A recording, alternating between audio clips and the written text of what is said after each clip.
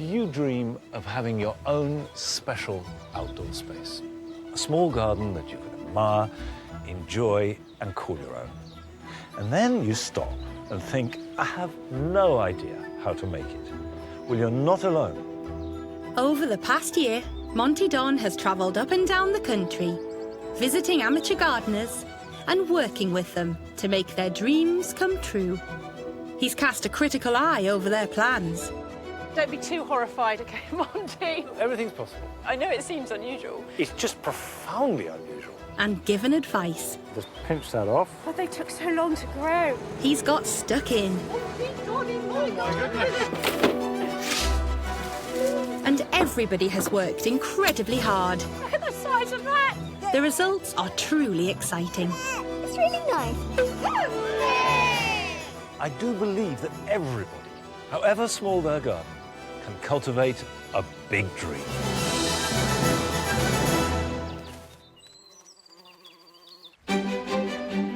This time, Monty will be meeting two sets of garden enthusiasts with some off-the-wall ideas. I think we wanted it to be interesting. Interesting is a really dangerous word when it comes to garden design. I hope it's not rocket science, because otherwise I'm in trouble. To help them demolish the old, So now you are one. I thought it was going to be half full. in order to meet every difficulty head-on. Before you make any big decisions at all, I would clear the site. At the moment, it's challenging in a bad way. It's proving really, really difficult. As they attempt to realise their horticultural dreams. I think Monty is a very calming influence. Here in Oxford, the historic seat of learning, lives university lecturer Anne Lee and teacher Fliss van Steenbergen. Anne has lived here for 20 years. 2 years ago, Fliss moved in next door and they became good friends. They recently came up with a rather unusual idea: to merge the drab space in front of both houses to create one stunning garden. Combining two big dreams just may be easier said than done. It's hard to remember who came up with the idea originally of sharing our front garden, but it's something we've talked about for quite a long time, and it's quite exciting to be embarking on this. Me, I adore plants, and I'm afraid I'm a see one, like one, want one kind of woman in terms of plants. I tend to kind of do a lot more planning and put stuff on paper first so that I spend less time moving things around. It'll be interesting to see how we work together. Because we're friends and neighbours, I think it's more scary than if we were, I don't know, partners or something else. You can't sort of kiss and make up as easily, if you see what I mean. Our second big dreamer, Sally Donovan, is a former army officer who lives with her two daughters, Georgina and Caitlin, in Pewsey, Wiltshire. Despite having an established garden, Sally has an abandoned space on the side of her house that she wants to transform into a haven for her children. Well, it's not a garden. I think that's the first point I have to make. It's an uneven, disintegrating tarmac car park with a wood store on it. That's what we've got to deal with. 2 years ago, one of the girls was diagnosed with a rare condition that makes it difficult for her to enjoy the great outdoors. So the main motivation for sorting out this piece of garden is my eldest daughter, Georgina, has chronic fatigue syndrome. She only goes into school for 2 hours a day. So Georgina's at home an awful lot of the time. And I really want somewhere beautiful where Georgina can be comfortable and happy outside. A space she can share as well with her sister. I think for them to really use it and really enjoy it, it's got to be made of their ideas. First thing we really want in the garden is water. One. Number 2 is insects and animals, I think. Yes. And really nice smelling herbly plants. So that's number 3. What's number 4, Katie?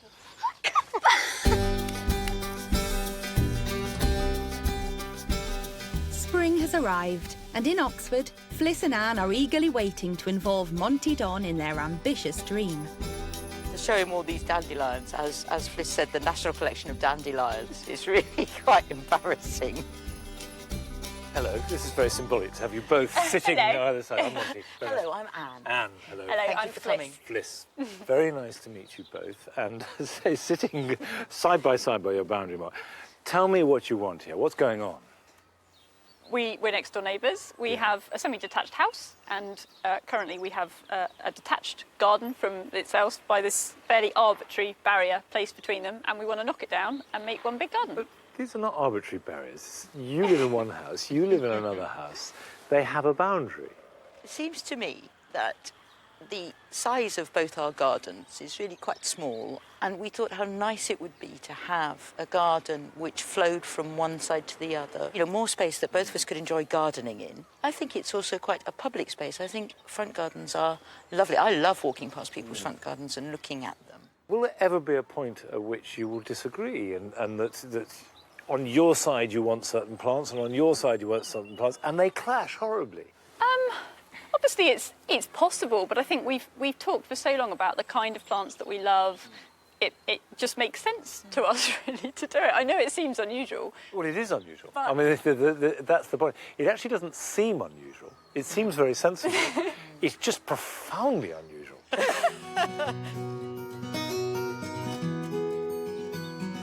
It's time to see if their ambition stands up to scrutiny from the nation's top garden expert.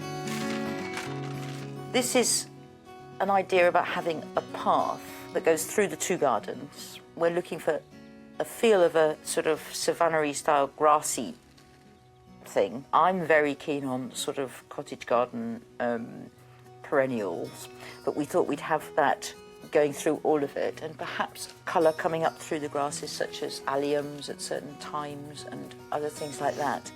Fliss and Anne both have a good knowledge of horticulture and are looking to plant herbaceous perennials and grasses with a path from which to access and enjoy the garden. The first thing that strikes me, forget any planting idea, is that the path comes from nowhere and goes to nowhere. Yep. And paths can't do that. You see, when you come out of your front door, which is here, how do you get to there? Round there. Come on. That's answered the question. I think we wanted it to be interesting. Interesting is a really dangerous word when it comes to garden design, because I was thinking what the path should do is actually link the two houses. We did discuss that, didn't we? In terms of design, is one rectangular bed with a single path through it. Yeah. Which is great. So most of the design is planting. Yes. My big advice would be limit your palette. Yeah. Edit your choice of plants. Well, a great garden design says that, you know, no garden needs more than 7 plants. and of course, that's not literally true, but what he's saying is you can make a good garden with 7 plants. Monty suggests amending their plan, creating a central bed to unite the space and a path that links the two houses. Our neighbours have set aside a modest budget of £1,000 with which to turn their 2 5x5 metre plots into one splendid 50 square metre garden. There's lots to like about this garden. 2 people, very different backgrounds, not married, not working together, coming together to make something that's very intimate, that takes a really close bond to make it work. Now, with everyone agreed and an overall plan in place, Let me just see how it's attached. the next step is put into action straight away. It's gone! Right. Brilliant! One down. The neighbours can barely contain their excitement. We are through! These we can saw off. Oh, great, look at that. Well, now you are one. It is such a big marvellous, isn't it? space. And there's no turning back now. Well, it's simple enough to take down a fence, but it makes a big idea into a reality. And the next phase is all practical. They must clear away all the concrete and the bricks and the plants they don't want and the stones and prepare it for planting.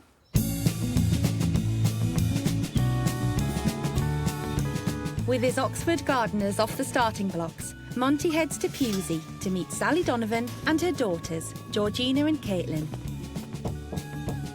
Everyone is full of excitement about his visit. So nice to see you. Thank you for coming. Come on in. You've got a garden here. Why do you want to change it or add to it? Georgie's got chronic fatigue syndrome, and so she spends a huge amount of time at home with me. And what we want to do is create somewhere really, really sort of, I think, warm. It's a terrible word, but somewhere protected And Georgie, what do you like outside? When you go into a garden, what gives you most pleasure? Seeing flowers, hearing the birds. I like lots of, nice plants. I like gentle ones that sort of can sway in the wind instead of just being like green leaves. I like lavender. I like quite a few herbs and things like that. I think it's the same with Caitlin as well. And do you want to have any water there of any kind? Oh, yes. Yeah, OK, that went down well. And what sort of water are we talking about? Are we talking about an enormous fountain? Thought we could have maybe a really small pond at the top and then have a little waterfall that kind of goes down the raised wall that leads into another one.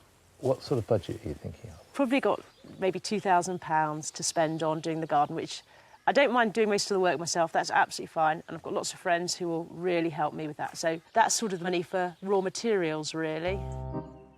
With a relatively small budget for such great ambitions, it's time for an inspection of the space in question. Don't be too horrified, OK, Monty? It's, Well, yeah, it's small. It's small. The girls have got big dreams. I see. I mean, yeah, everything's possible. If you were really clever, you can have steps with a rill, tiny little canal, with the water coming down the steps in the middle of the steps. How about that? That would be amazing, wouldn't it? It'd be very possible, that. My biggest worry is the budget. And although £2,000 seems quite a lot for what is a very small space, it'll soak up that money very quickly. So Sally will have to be ingenious and do a lot of the work herself, which I'm sure she will. The Donovans certainly have big dreams, so Monty heads indoors to meet Alex, who has agreed to lend a helping hand. See, you've got an assistant. Somebody to dig up the tarmac, thanks. Right, let's see the plans. You've got some ideas over there, you've got plans here. Talk me through them. OK, well, notice the children's plans involve an awful lot of water, streams. Caitlin's even got a bridge in hers. They're lovely. I mean, I really mean it, they're lovely. Both Georgina and Caitlin have made drawings that illustrate all the features that they would like to have in the new garden. By combining the girls' ideas, Sally's plan includes a water feature, along with nice cosy seating areas, wooden steps leading into the space, as well as plenty of bug hotels. Now, the one thing that all these three plans don't take into account is that you have a gate. For it to work, it's got to open fully. Yeah. So you can't have anything within, I mean, I know this isn't drawn to scale, but you just need to get a compass, put it on there and draw a semicircle or quadricircle there. And anything you have planted there has got to be tight against the wall. Yes. Because otherwise you won't be able to open it. And if you can't open it, what's the point in having it? That's your path through. So this central area, I would be tempted to have some planting, a bed of some kind, either square or whatever. So you had to slightly go round it to get to anywhere else. I think that'd be really lovely, because otherwise it's just a big open space. Exactly. Or a small open exactly. space. And I don't think you need that. I think it wants to feel quite enclosed. Monty suggests taking the best of all the ideas on the table, whilst making the plan a bit more practical. It includes a water feature with a rill running through the space. Half of the garden gate will remain functional, and a central planting area will create a cosy environment for the girls to enjoy. I'm really excited, actually. I think it's going to be good. A lot of work coming your way, I think. And your way. I like this story. I think it could be a really attractive little garden, and I like the way that it's driven by the desire to make a bad situation much better. But before they can get planting, before they can turn it into a beautiful space, there's a lot of work to be done.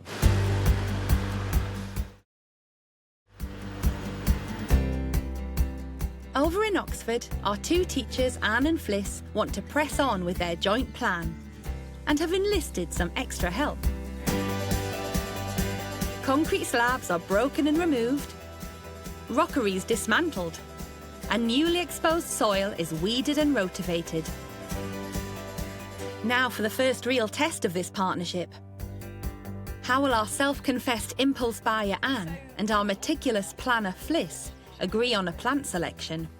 I've got a few plants that I think I'd like to have. One of them, delphiniums. Yeah, Are you happy with those? yeah. As long as you maintain them.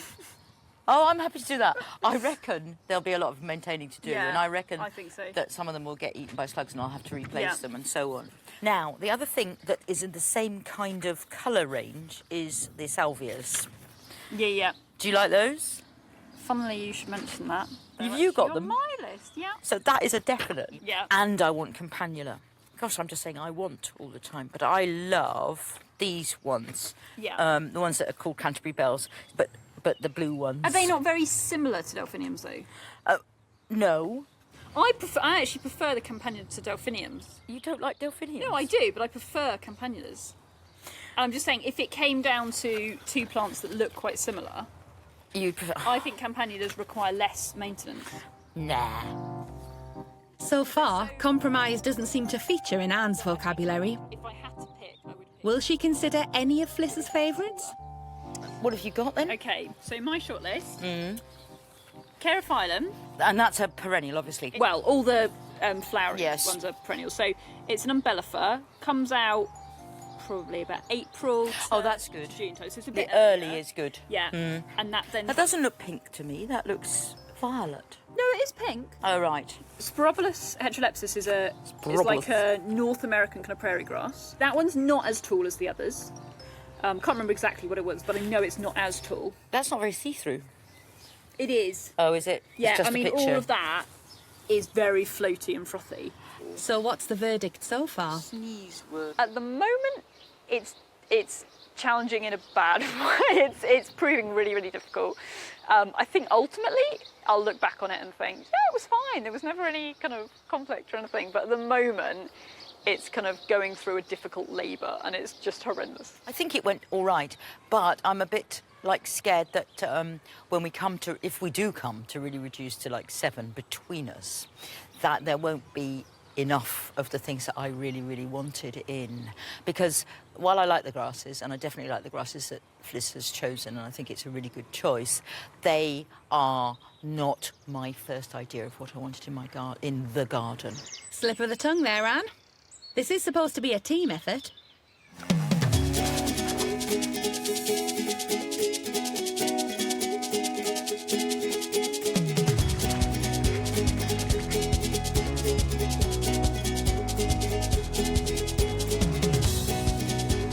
It's now April, and in Pewsey, Sally has really got going on her family's big dream. Monty made it clear that the whole area needed to be cleaned up. So Sally uses her army training to rally the troops. We've got to move all of this tarmac, which is rapidly melting, round to the skip on the front drive, and we've got to knock that wall down and clear all of this so it's earth so that we can create a garden. It's a small job, really. She gets her volunteers on the job immediately. This would be so depressing on my own. Well, it would be soul destroying. I think with all of us doing it. Ready? Brilliant. Georgie is doing her bit to help too. So if I do this corner here, you're Yeah. going to do that little bit there, are you? It's so cool seeing everybody sort of shoving the tarmac over the place. And apparently we're supposed to have a really lovely spring and summer, so hopefully it'll be a really nice sunny spot for you to relax in, won't it? Yeah. And Katie, she's going to really enjoy it. Yeah. And I hear about you want a little stream or something, don't you? Yeah, we saw a lovely one at Chalice Well while we were in Glastonbury. Yeah. And it was sort of just about that wide, and it had a little bridge over it, but it was just big enough to fit your feet in. Oh, And it okay, was so you can lovely. paddle if it gets really hot in the summer. Yeah. As her team push on, Sally's skip is filling up fast. But that bit ideally needs to come out. Only a troublesome wall stands in the way of a successful mission. It's so near, isn't it? Oh my God! Yes! Look at the size of that! Who wants this in their wheelbarrow? I'm just admiring the skip. I thought it was going to be half full. You know, I hope Monty realises how much hard work was involved in getting all that up. It's amazing now. There's this space we can work with, and it feels really, really positive. So I'm hoping Monty's going to be impressed when he comes back.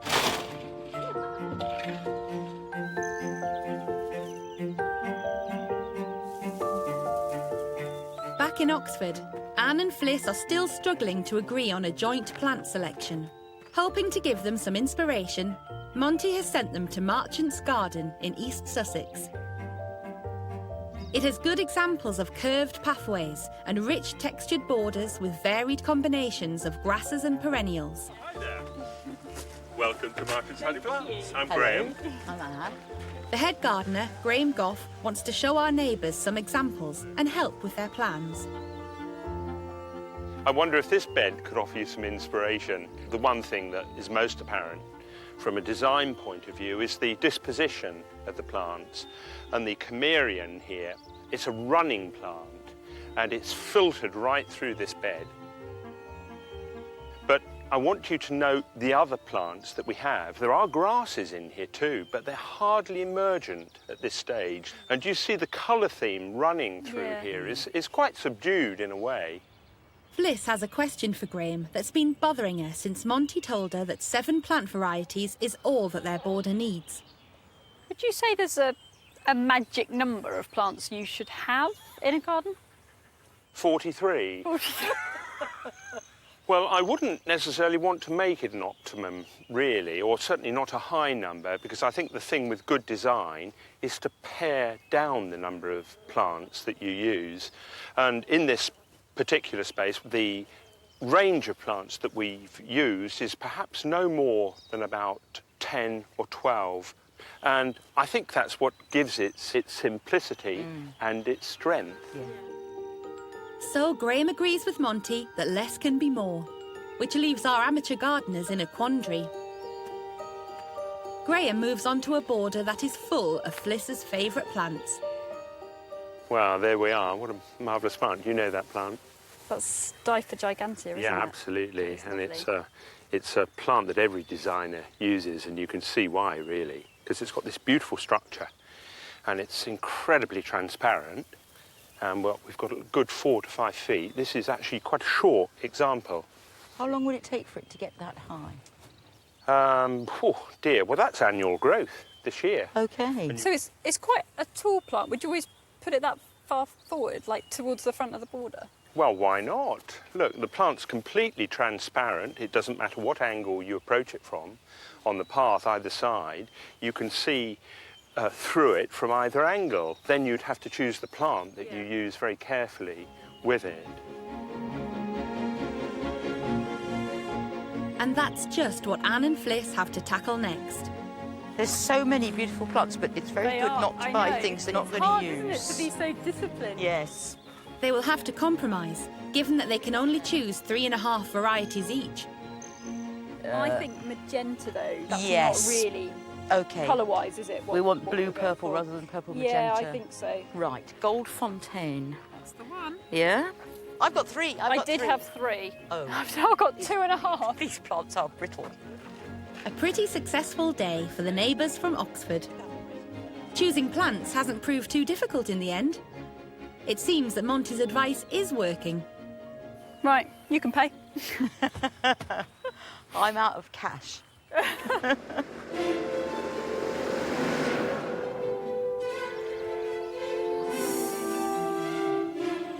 It's now May, and Monty is in Pewsey to see how Sally is getting on with her plan to transform a neglected part of her garden into a cosy, enclosed sanctuary for her daughters. Monty has suggested that she incorporates a water feature with a rill and a central planting area. I'm looking for 2 things today. The first is very straightforward. Have they cleared the site? Because until they do, they can't begin to garden. And if they haven't, then I can help them finish that off. The second thing is more long-term, but just as important, which is to inspire and help Georgie to own the garden, to start gardening herself, so that she is making it, she's controlling it. Monty! Oh, it's all go. I know. Lovely to see you. It's lovely to see you. Well, good. Look, you asked us to clear it out. The tarmac's all gone, and this wall here has come down ready for those wide steps to go in. Are these the sleepers for the steps? Yeah, oak sleepers from the reclamation yard. Yeah. So that's to be done. Now you've got help taking out soil, presumably for the steps. So you've got nice soil there. You've got gravel. Are you recycling all that?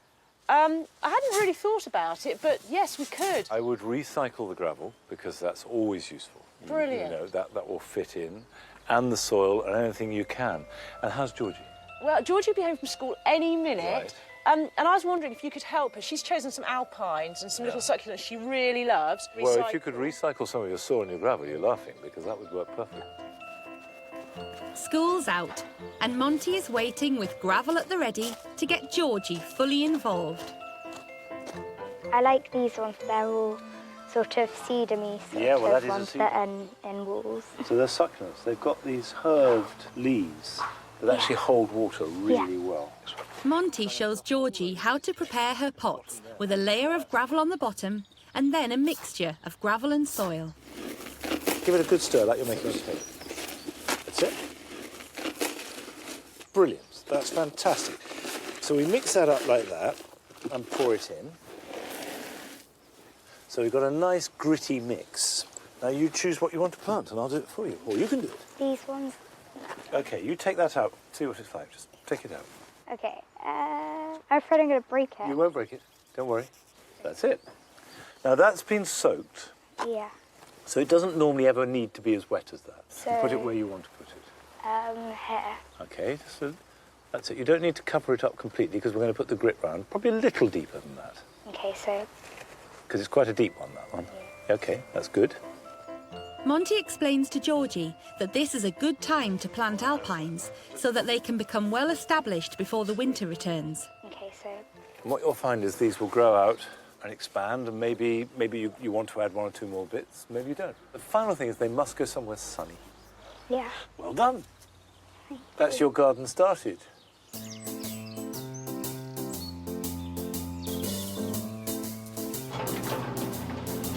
A few weeks later, Sally is making good progress. I mean, I don't mind if the steps are narrower than that. But as things are developing, so are her ideas.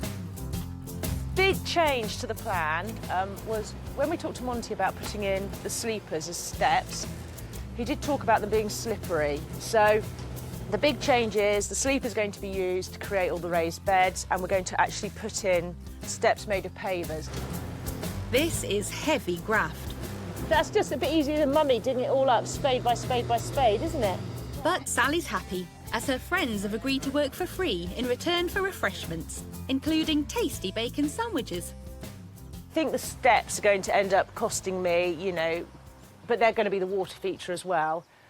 Probably a good third of the budget, but a lot of the rest of it I'm doing it on my own anyway. It is, isn't it? That's just for a set of steps.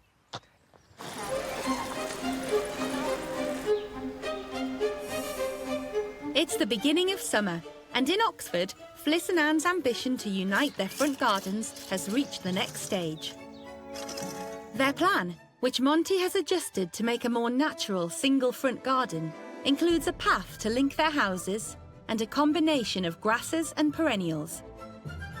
After some hard work, their plot is ready for planting. When I left Fliss and Anne, I'd taken down the fence. Now, I knew that was the easy bit. The idea is a good one, combining forces to make one garden. But by taking the fence down, I knew it was exposing them to the reality. And actually, the only way this can work is if they agree to forget their personal choices and make one garden. Hello. Well, hello. It's good to see a nice, clear, open space and two people hard at work. Yeah, well, we've been working ever since you left last time. Remind me, this was concrete, wasn't it? Yeah, most of this was concrete. Yeah, mostly concrete. This is a very clean, open space. That is very light, sandy soil. Yep. Good for grasses. Yep. How has the sort of planning and consolidation of ideas gone? Quite well It's in been the end. challenging at times, but it's gone That's well in interesting. The very fact you said quite well and you said challenging tells me quite a lot. Let's have a look at plants, see what you've got. Now, obviously, this is completely dominated by grasses. Yes. Yep. So I'm guessing, Fliss, this is your lot. I can see a steeper there. That's Steeper gigantea. And I've got the Champsia cespitosa. How do you see your grasses forming it? These ones I see as slightly closer to the house because they're a little bit more tolerant of the shade. I'm not going to lay them out for you because I want to watch where you put them. So it's crunch time for this partnership. And as if that's not enough, it's all in front of Britain's favourite gardener. So I'm thinking nearer the house, So, but obviously we want to About- cross the boundary. yeah. Let's put the rest of them through here. Do we want to go the whole way to the path? Oh, I think so. To your side? Oh, yes, to the other side of the garden. I would have said to keep it more central. So, what's happened to all that planning then? Have you not come up with one plan that you've both agreed? I think we did sort of say... I did put some stuff down on paper, Yeah, but that was... but we haven't spoken about it since. Having not done their homework and agreed on a plan together, Fliss and Anne aren't making the most of their limited time with Monty. Really? And the clock is ticking. I think it might work, but what I was thinking and looking from, you remember from Graham? Yeah. That he had the same things repeated all the way through his space. Yeah, so I think either you want one continuous band Yeah. or you want clumps. So that's what I'm saying. I just bring that one back in line a bit Right. more. Can I keep it out there for the moment? See how the other plants... Okay. Monty's less than impressed. I don't know. What? Time to step in. You have to decide whether you want an idea repeated or whether you want much more solid planting. I think in terms of the aesthetic, there are no rules and it's whatever feels right. One of the interesting things about what you're doing is you have two people with two separate ideas who are going to, at some point, have to agree to disagree or compromise. Thank you, Monty. Now let's see if they can work together as a team. Put it down as you imagine it. Okay. The more we can get on the ground, Yeah. the more there is to discuss. I think a mixture... Mixed together. I think so. Stick them down. Yeah. Less talk, more action. With a clump here. I don't think that's working. The delphinium's so close to the hydrangea, Yeah. you're going to have problems with the roots, and it'll be wasted, it'll be lost. Monty gives Anne a tip about her beloved delphiniums. If she removes the spikes as they fade through the summer, she may get a second bloom in the autumn. I think steepers, because of the way it throws up these enormous flower heads, the key thing about them is they need space. Monty likes Fliss's choice of Steeper gigantea, or golden oats. He says they're ideal for borders and they grow up to 2.5 metres high. I think, Fliss, it could come here. Yeah. I think it's inevitable that there's going to be a little bit of tension because this is both really important to both of us. And a lot of our ideas of what it's going to be are in our head. So it's quite hard sometimes to articulate exactly what we want. And Monty's absolutely right that sometimes the best thing is to just pick up a plant and put it somewhere. That's sort of performing a role Yeah. that is coherent under there.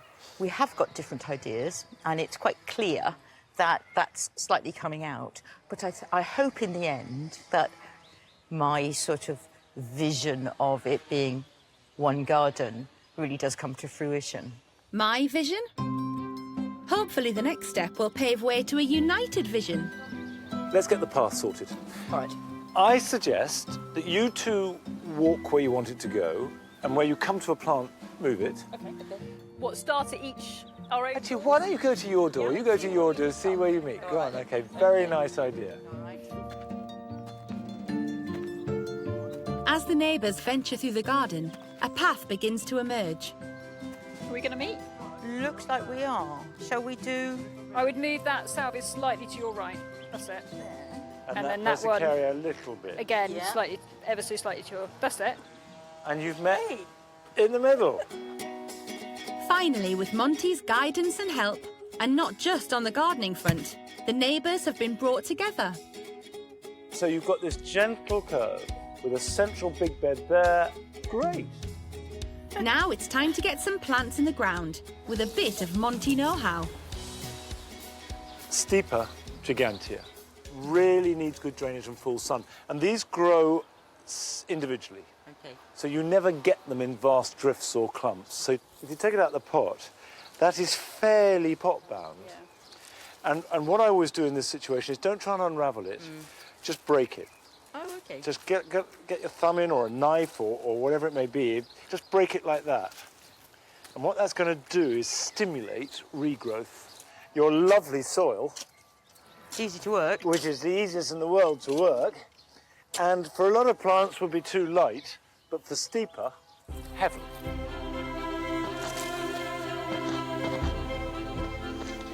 And you shouldn't have to water it too much.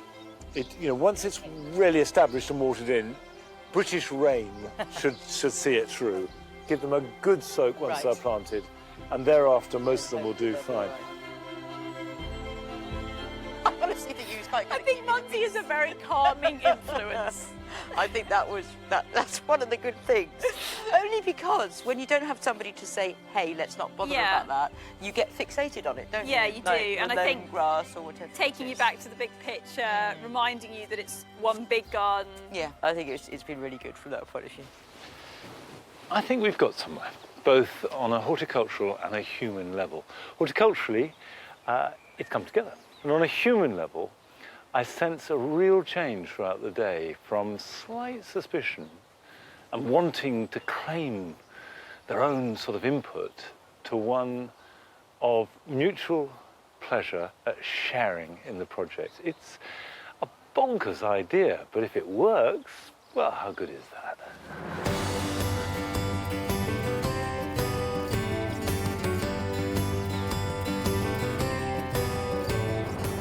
While Fliss and Anne make progress in Oxford, Sally and her girls are in need of some inspiration. So Monty has sent them to Horatio's garden in Salisbury. Wow! It's a garden created around a spinal injuries clinic and was designed to be a relaxing space for patients. And all the geraniums. Tina Crossley is the head gardener and believes that plants do have a therapeutic effect. Looking round, the family want to work out which are the plants here that best attract insects. So you've seen some bees today then, but have you seen a hummingbird hawk moth yet? No. No. I think that's in my book. Is it in your book? I think so, yeah. You need to keep an eye out because they particularly like these red valerian here, but also they like any sort of salvia. Do you know what? That's fantastic because we have got 3 pots of it at home that I grew from seeds. Yes. That are sitting there waiting to go into our garden. And you're going to put them in? Good. Excellent. Georgie and Caitlin are both very keen to attract butterflies into their new garden. And Tina has a good tip for them. Now, of course, one of the key shrubs to have actually in your garden if you want to attract butterflies is a buddleia. I have got 3 tiny. I think Monty might laugh when he sees them. But these are very small because they're little cuttings that are growing on. Tina encourages Sally by telling her that propagating buddleia from cuttings is a simple and cheap way to fill her garden with sweet scent and beautiful blooms. She also explains that not only will they flower in summer, but they will repeat flower if deadheaded right through to the autumn. What's your favourite, Georgie? My favourite butterfly, I like the blue ones. In the summer one year, we had so much verbena, and there were these, you know, the peacock butterflies, Yes. which are huge. There were tons of them flying in, and they were about the size of my hands each wing, and they had big eyes, and I loved watching them. Scented plants play an important role in Horatio's garden, and it's something that the girls are keen to copy at home. Georgie, this is one of our oak planters on casters, so we can actually move it around. It's been planted by one of the patients. It smells really amazing. You can smell it? Yeah. But then, of course, we have the rosemary as well, which just cascades over the side. The borders are dotted with edible plants, and the girls can't resist helping themselves. Do you want me to pick one for you, Caitlin? There you go. Thank you. Georgie has spotted another edible, fragrant favourite. It's chives, I think. Yeah, it's chives. We have these, don't we? From this little area, what we have actually really picked up on is just how wonderful it is to have things that you can pick. And, I just love that. yeah, we got a few more ideas on plants for our sort of aromatherapy bit as well, so that we can just snap them off and get all the amazing smells and aromas. Inspired by Horatio's garden, Sally returns home and steps up a gear in order to meet her late summer deadline. Working all day long, building stone walls and filling raised beds in preparation for planting. It's now July, and the garden is really taking shape. But has she managed to stick to her £2,000 budget? So far, a couple of £100 on sleepers, good couple of £100 on plants. Lots of free plants, actually. Lots of, you know, raiding my sister's garden and that sort of thing. But of course, what I still have to do, and the big thing, is putting in the steps, the rill and the water feature, and that's going to eat up the money now. Monty has arrived to assess Sally's progress and lend a helping hand.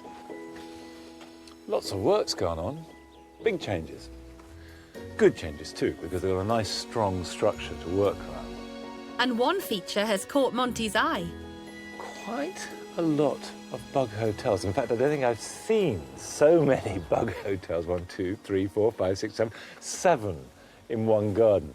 I know that Sally wants help in the placing and choosing and planting. Whatever it is, I'll do what I can to help her. Hello, Sally. Monty, you came in via the back. I did. I slipped in the back way, and I came and had a look and a peek before I came to see you.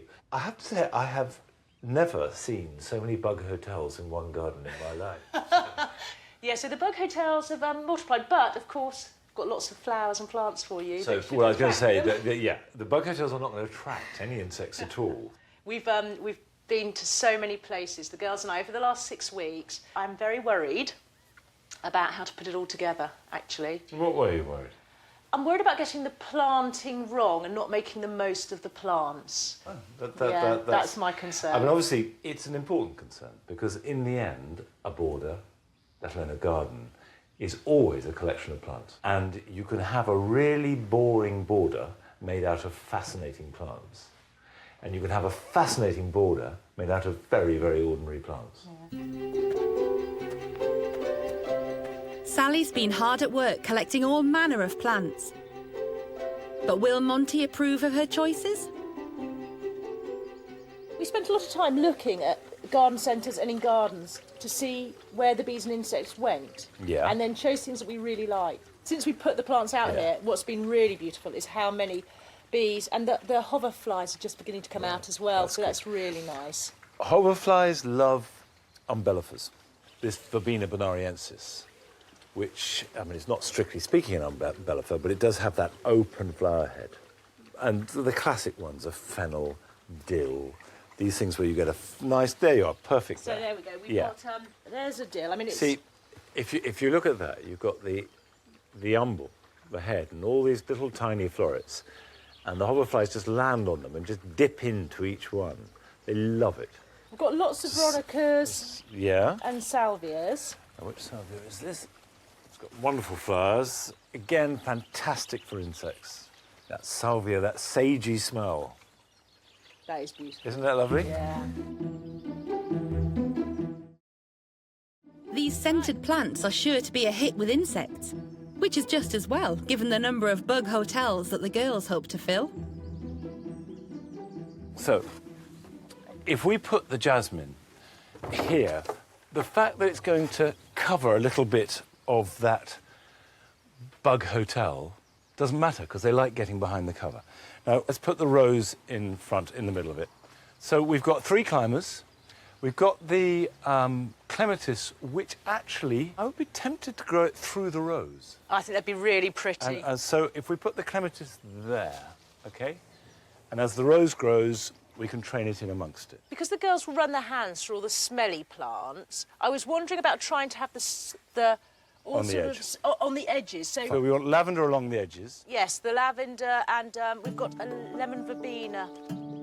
Monty explains that lavender is a hardy shrub that flowers during the summer months.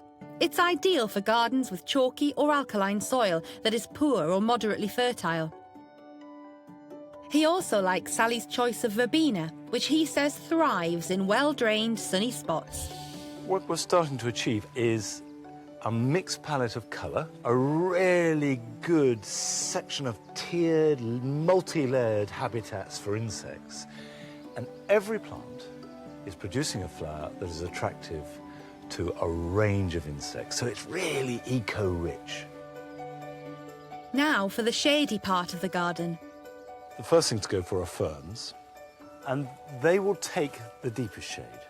So if you put those into the recesses, I would say underneath there. Right next up to the under? lily of the valley. Yeah, why not? Okay. And arrange that so you make a little grouping of them. Monty explains that ferns are an ideal choice for trickier parts of the garden. There are many varieties. He encourages Sally to go for the evergreen ones, which offer colour and interest all year round. I hope that I've given Sally the confidence to start to stop seeing plants as fascinating individuals, but as things that can be put together to create something greater than the sum of their parts. And there is a bit of urgency here. There's still a lot to do. The steps, the rill, the pond, the surface. This needs to be up and running so Georgie can enjoy it this summer. So when I come back, and it's not too long, I hope we're going to celebrate the completion of all this.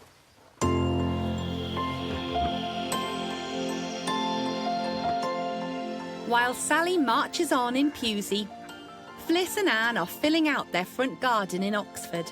I think we're going to start by finishing some of the planting groups. So maybe we've got 4 and we should have 5 in a group, or 2 and we want 3. I think we need some white on this side of the path. Those 3 go over there. Yeah. And I think that's the trouble with the path. We've got to remember that we need stuff both sides of the path. So should we move the last 3? Yeah, and put them in there. Yeah. Yeah. Okay. The neighbours have cracked it, working as one unified team. It's been really fun today, actually. It's felt really natural, and we've just kind of been singing from the same hymn sheet, which I think has helped. And yeah, it's kind of flowed, I think. Definitely. And I think I did know your grasses would be okay, but I also knew that we needed to get more of everything in, and probably that to be sure that they were okay, we needed to see some of the grasses up. But we're going to get there. I think it's going to be really nice.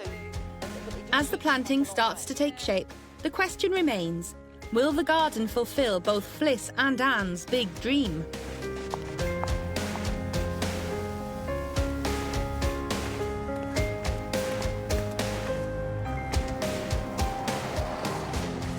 It's now mid-August, and our neighbours in Oxford are preparing for their final visit from Monty.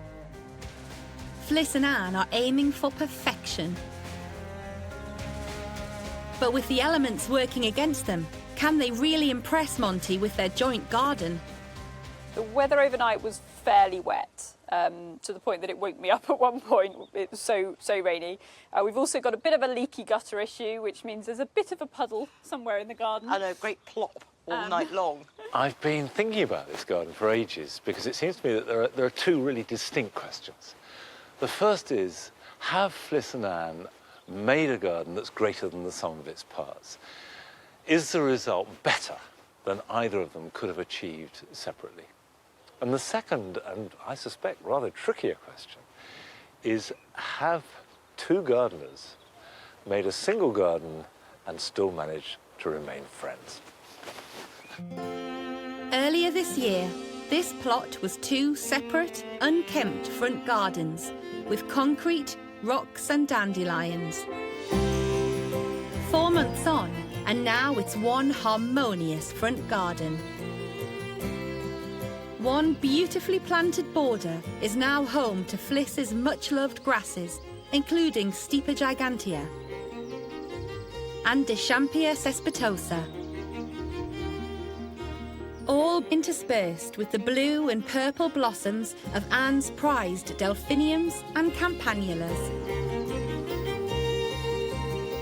This team effort is rounded off with a gentle, curving path that links the neighbours' front doors.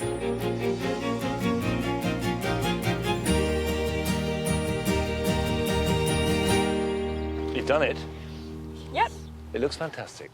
Are you happy? Very happy. Very happy. So what changes have you made in terms of plantings? We've put a few new species in, things like the Japanese anemone, the Carophyllum, and then we've kind of bulked things out as well, so we've bought more of the same. But the most important thing that we did was we laid them all out, which was really good because it's much easier, in my opinion, to plan it when you can plonk things down. I remember one of the suggestions I made was that you limit and discipline yourself in the number of plants, and I think I've referred to the fact that no garden needs more than 7 plants. How does that work through? I felt a little bit tricked by the 7 because I felt it was very rigid.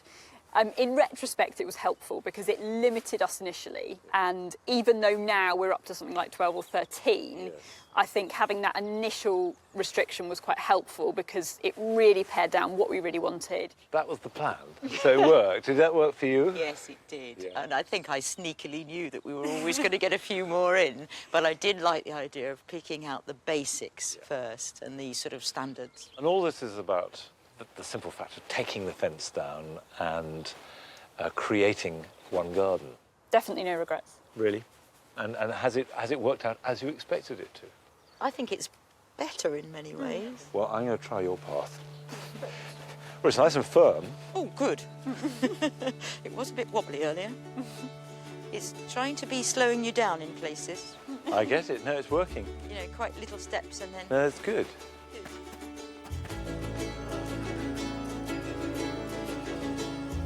Time to show off their new garden to the neighbourhood, as well as a familiar face.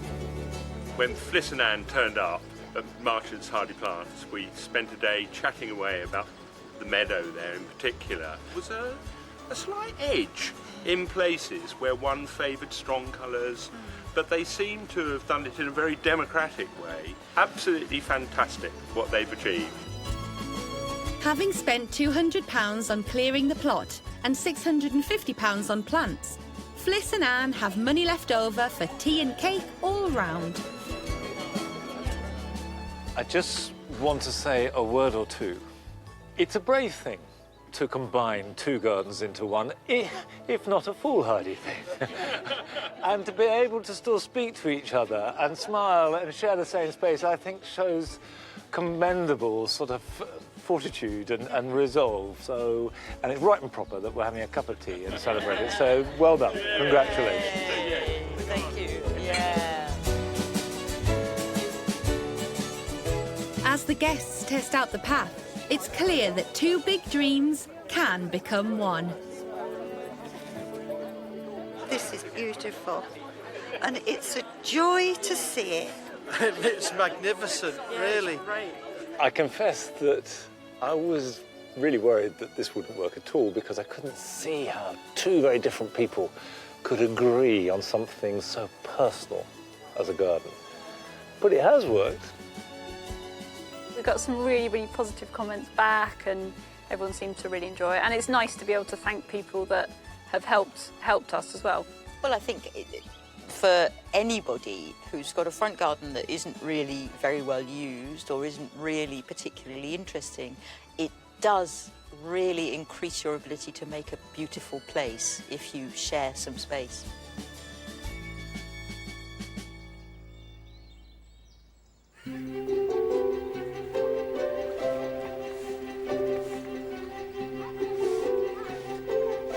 It's been over 6 weeks since Monty's last visit to Pewsey, and Sally has had her work cut out. I wanted it done for the summer holidays. It's been quite pressurised getting it done in that time frame and trying to do it within a budget because it's meant I've had to do a lot of the work myself. At times I sort of thought, oh, but now it's done. It's looking quite nice, actually. For the final push, Sally has called in her trusty troops one last time.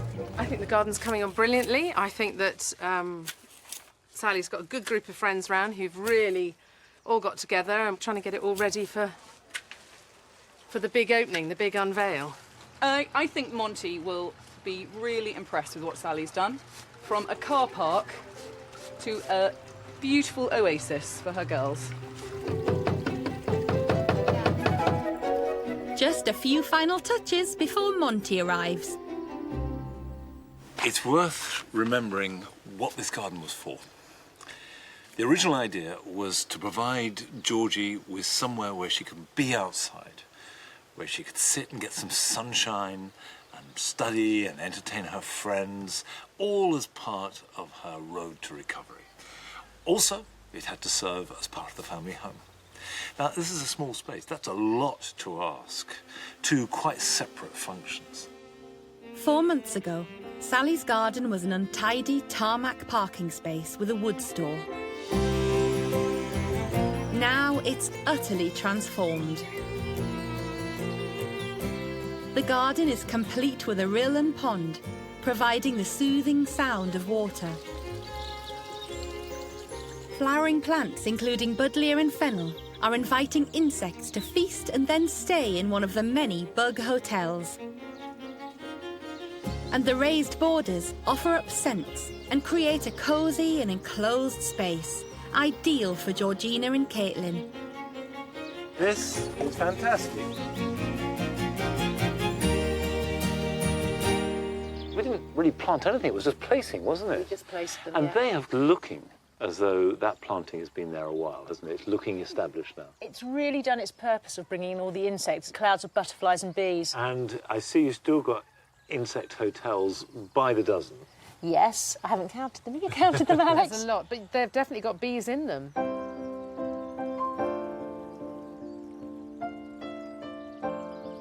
I remember very clearly is that you wanted somewhere where Georgie could come and sit outside, been indoors so much.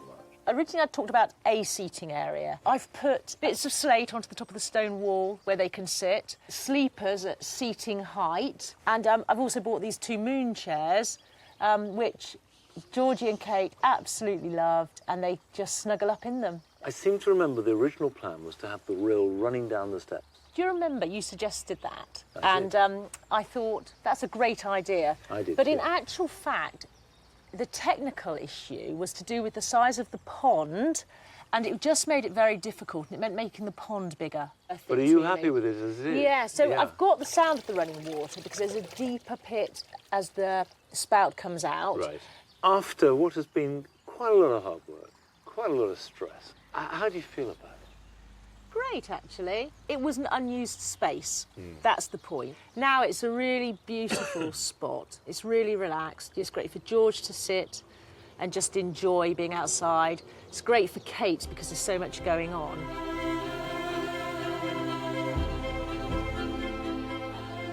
Amazing. It's lovely, isn't it? It's really nice. I think it's way better than I expected, but it's amazing. I really love it. I think it's beautiful with the rill. I think my favourite bit's probably the bug house, which Caitlin built. Monty really helped us. Mum was quite scared of doing the water feature, and he helped us Put our plans into action, really. And But I think if it love wasn't hearts for on the Mum walls. and some of her amazing friends, it wouldn't have happened. It was Oh, something definitely. else. The most amazing garden. Bringing this garden together on time at just under £2,000 would not have been possible without Sally's army of friends. Raise your glasses and toast to the new garden, and may all who sail in her fare well. She's worked hard, her friends have worked hard, but it's worth it. It's all come out in the end. It's all really, really good. And I think they're going to get a lot of joy and happiness from it. I didn't feel particularly confident about bringing Georgie's and Kate's dreams alive, and I think Monty gave me the confidence to do that, to break up a small space into even smaller spaces, and that worked really well. And I thought that This is a garden that has been made for children, it's been conceived by children, they've helped in the process, and now it's being enjoyed by children. And that's a delight.